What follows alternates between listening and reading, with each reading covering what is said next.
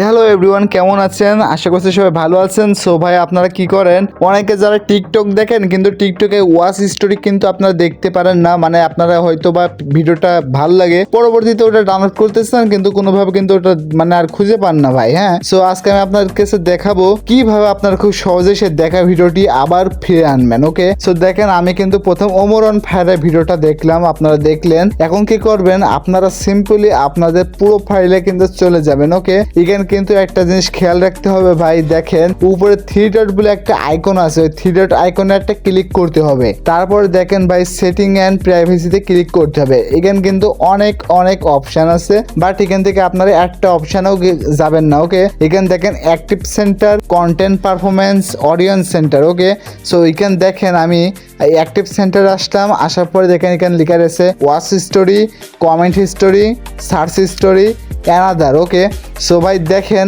আমরা কিন্তু ওয়াচ স্টোরিতে চলে আসলাম এবং দেখেন আমরা কিন্তু কিছুক্ষণ আগে ওমর অন ফায়ারের একটা ভিডিও দেখছিলাম, সেই ভিডিওটা কিন্তু এখানে শো করছে। সো ভাই আজকে ভিডিওটা এই পর্যন্ত ছিল। যদি একটু ভালো লেগে থাকে একটা সাবস্ক্রাইব করে যেতে পারেন।